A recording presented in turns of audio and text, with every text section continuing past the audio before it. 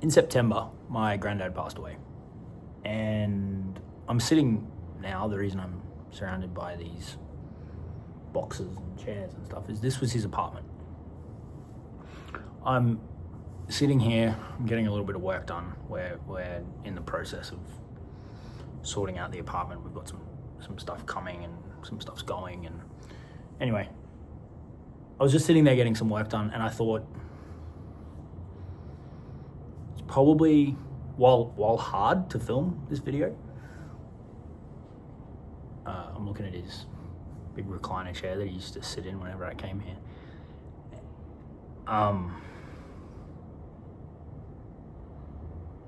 What better time or opportunity, especially it was his birthday yesterday. So happy birthday, Pop. To film a video about what he taught me and about what I carry every day because of him. This is gonna be hard.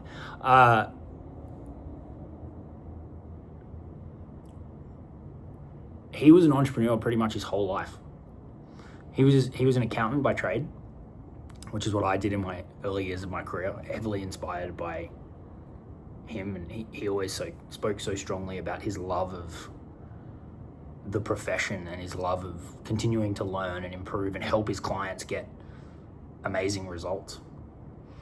And in particular, he used to talk about the work that he did with distressed businesses and helping them turn around, and that's the field that I went into when I started. So that alone, there's much more, but that alone, he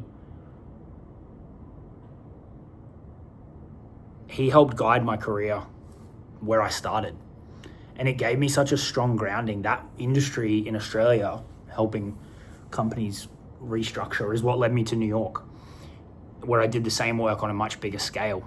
And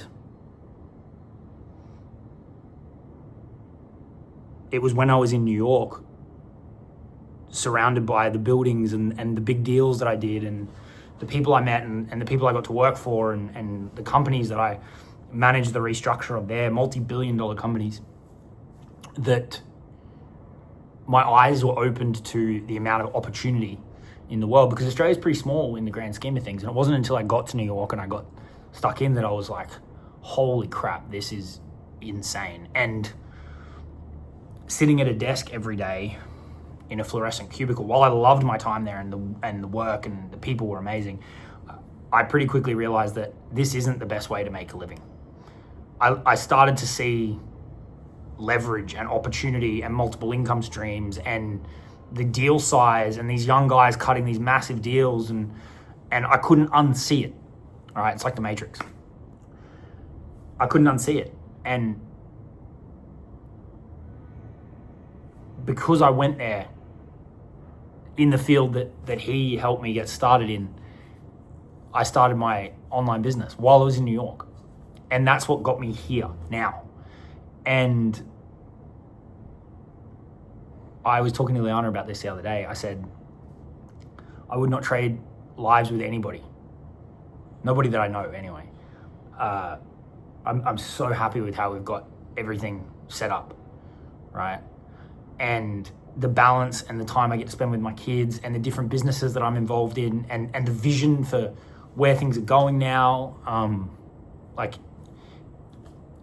I'm just so excited by it. And I know the reason I'm so grateful for that is because I know so many people, when they hit their kind of mid-30s, well, I'm 35 in a couple of weeks, it can feel a bit like a downhill trajectory, because a lot of the big things in life have been ticked. They might have got married, they get the house, they've had the kids, those big milestones. And if you don't get to do something every day that you're passionate about, you can lose that drive and ambition and excitement to wake up every day. And like, I'm literally in a phase in my life now where I can't sleep because I'm so excited, right? Like, I crashed last night at 11. I was up late working. I woke up at 4:30. That's not enough sleep, but I just can't get back to sleep because I just want to get into it. I had a call at 7 with a new client this morning. I had a group call with a bunch of clients at 9. And so I'm so grateful that I've found not just one business, but a business model and a world online where I get to work with people every day that I'm so excited to do. And I give so much credit of that back to him. I haven't told that story before, but indirectly, if I don't go to New York, I don't end up here. And if I don't follow in his footsteps in terms of the field that I ended up in, I don't end up in New York. Pretty simple.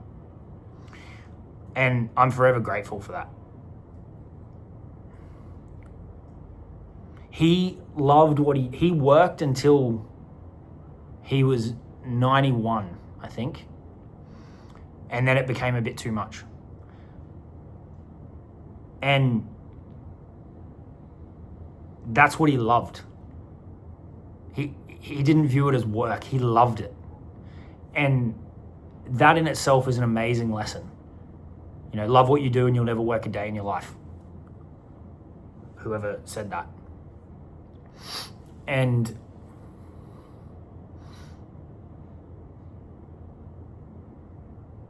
seeing him embrace that, and it wasn't always easy. He had massive ups and downs.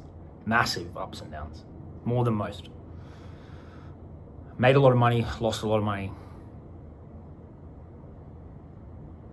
But he never lost the love of the game and the love of life. The simple things for him, which I'll talk about. But he loved it up until the last day. We'd talk about business. He was always interested, was fascinated by it. And I used to explain to him how this crazy online world works. And we were talking about AI, and it was mind-blowing, like the technology changes that he would have seen. And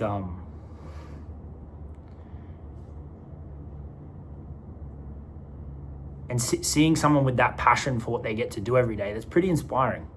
It inspires you to go and find that thing, which I'm glad I have. I'm glad I've been able to find that thing, and I tie a lot of that back to him. Beyond that, football. Now, if you aren't into sport, or you've never had close family ties to a club or a sport or whatever, this may not make sense. But for our family, football is kind of like religion. And this club, the Bulldogs, I'm sitting here looking at all of his memorabilia. That was his life. He loved them so much. He went from the time he was 5 with his dad, and early days they used to lose so much. And growing up, I pretty quickly adopted that same love. And he and I bonded over that so much. We'd talk about it all the time. And honestly, I don't even think I've fully processed that he's not here anymore, despite the fact I'm sitting here filming this video. But I think when the football season starts in March, it's going to hit me like a ton of bricks.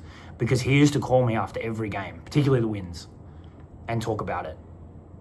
And he had a knack. He could pick the winners. Like, he watched every game, every weekend. He never missed a game. So he knew inside out what was happening. Not just with the Bulldogs, with the sport. And he loved them. Whenever he had to go for blood tests, I remember he would joke that the doctors or the nurse would pull his blood, and he'd say, "What color is it?" And they'd say red, and he'd go, "You sure it's not red, white, and blue?" Which is the color of the Bulldogs.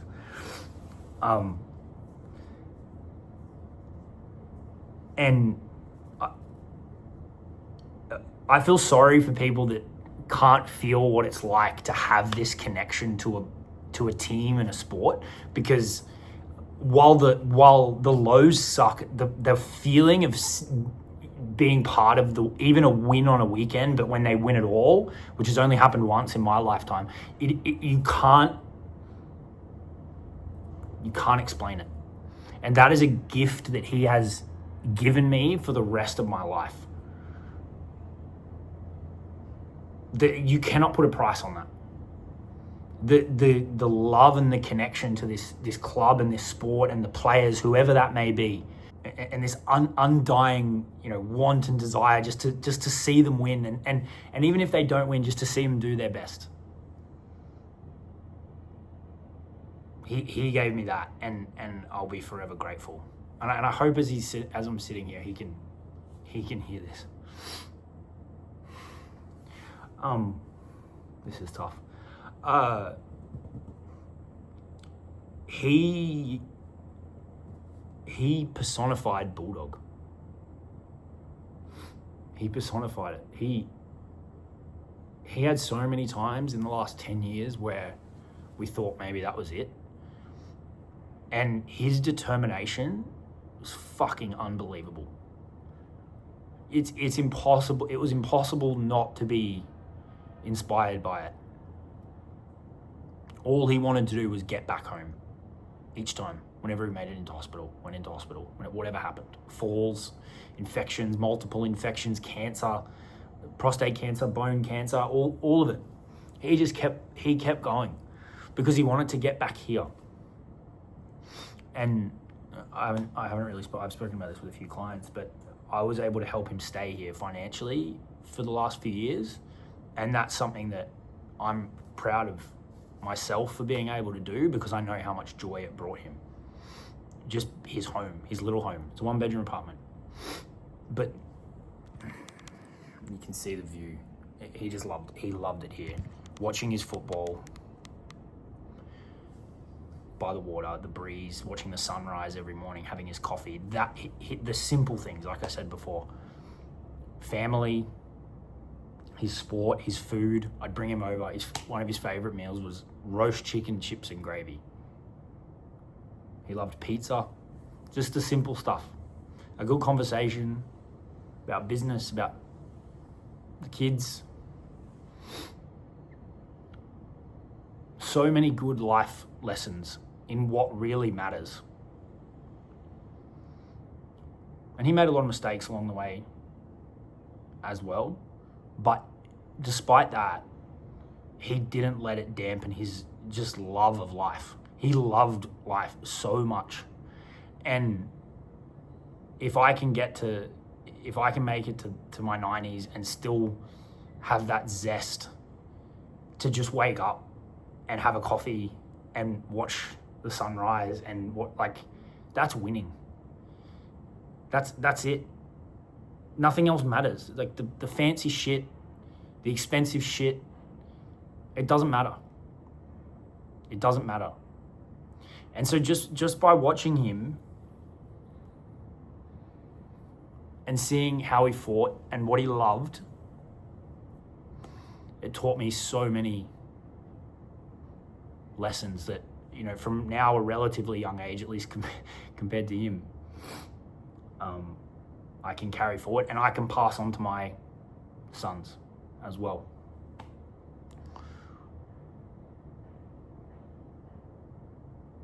I could keep going, but there's some of the big ones. So such a massive impact on getting me just little things and how they all come together in terms of how I got here. Love of the simple things. Love of sport and football, and giving me this gift of this club that, if you followed me at any, one of my big North Star is that eventually I want to lead the club in some capacity, be that you can't own them in Australia, but president, on the board, and I'll get there without a doubt. And on that day, I'll look up and say, I did it. Because he always used to say, they need you. Because they've had their struggles. He always used to say that they need you, Jake. Sort them out.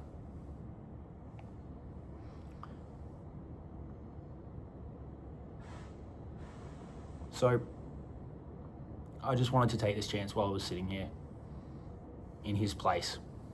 He's still here. You can feel it. It's his home. It'll always be his home.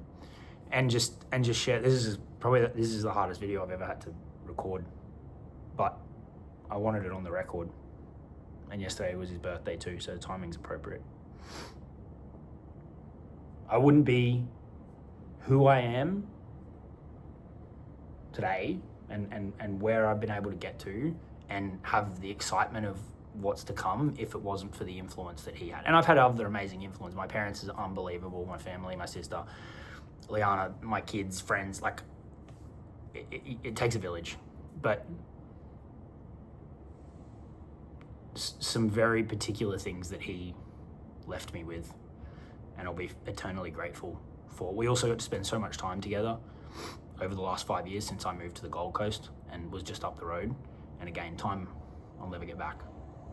But so happy I was able to do that, and he got to meet both my sons. So I appreciate you watching this video. This is probably more for me than for anybody else, but I wanted to share it. While hard, it feels good. It feels nice to hit record and put it on the record. So I appreciate you watching this one, and hope you have a good day.